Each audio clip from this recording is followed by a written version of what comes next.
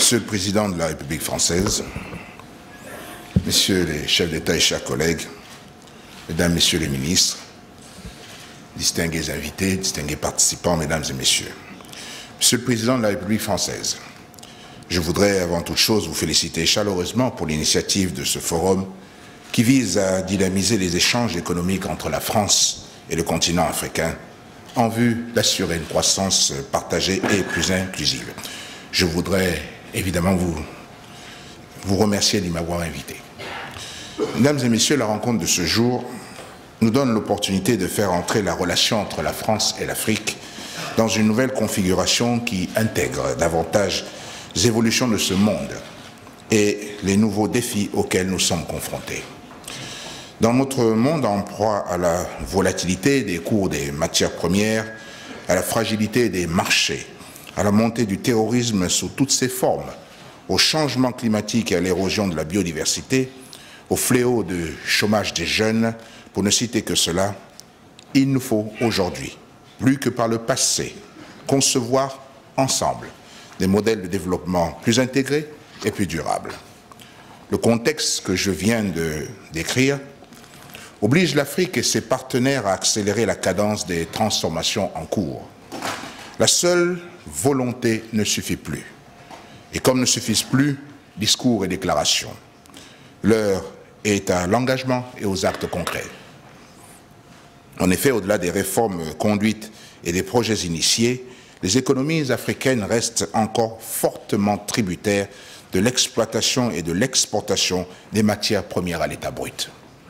La transformation locale de nos ressources naturelles est devenue une impérieuse exigence pour créer une croissance plus inclusive, créatrice d'emplois, à même de garantir la stabilité du continent africain et de résister aux aléas de tout ordre. C'est aussi, à mon sens, la seule manière de construire un partenariat plus durable entre l'Afrique et la France dans une logique gagnant-gagnant, faite de pragmatisme, d'équité et de flexibilité. C'est ainsi que, s'agissant, par exemple, du secteur bois, j'ai pris la décision dès le début de mon mandat en 2009, comme je m'y étais engagé dans mon projet de société L'avenir en confiance, de mettre fin à l'exportation des grumes. Cette décision, mal comprise au début, combattue, permet aujourd'hui de renforcer l'industrialisation de la filière bois par l'accès à de nouveaux savoir-faire, la création d'emplois et par conséquent une remontée dans la chaîne des valeurs. Ce processus offre également l'opportunité à des entreprises françaises de tradition majoritaire dans ce secteur de poursuivre la chaîne de transformation et de production en France. Il en est de même dans le domaine minier où, après plus de 50 années d'exploitation et d'exportation de la production totale de manganèse, le gouvernement gabonais et le groupe Eramet, le groupe français Eramet, ont décidé de construire un complexe métallurgique à Moanda afin de transformer localement une partie de cette production. Cette décision de transformer une partie de la production a généré des centaines d'emplois directs et par là même permis de soutenir l'activité du groupe Eramet. Aussi, devons-nous encourager davantage ce type d'initiative à travers des partenariats robustes, mutuellement bénéfiques, incluant les PME de nos pays respectifs, qui sont les véritables moteurs de croissance et de création d'emplois.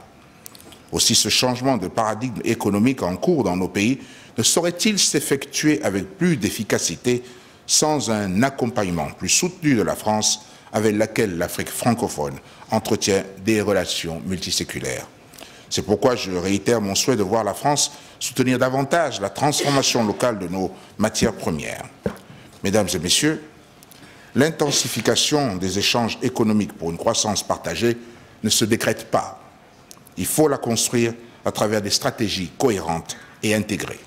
Pour cela, il faut, de part et d'autre, mettre en place des espaces de coordination et d'échange de vues pour renforcer le capital humain grâce à des offres de formation adaptées aux exigences du développement des pays, développer des infrastructures et notamment dans le secteur de l'énergie, encourager l'innovation et le transfert de technologies, rechercher des financements innovants pour soutenir l'initiative privée et permettre aux jeunes entrepreneurs de développer leurs projets. Mesdames et Messieurs, l'heure n'est donc plus aux hésitations aux atermoiements, à la frilosité et encore moins au déni de notre héritage commun. Le nouveau partenariat à bâtir a besoin de femmes, a besoin d'hommes, engagés, déterminés et confiants en l'Afrique. Nos populations, singulièrement notre jeunesse, en quête d'un meilleur avenir, attendent de nous des réponses urgentes, adaptées, concrètes et durables. La création de la Fondation publique-privée franco-africaine que vient de nous présenter notre ami Lionel constitue, entre autres, un exemple de catalyseur du besoin de renouveau de la relation économique entre la France et l'Afrique. Je vous remercie.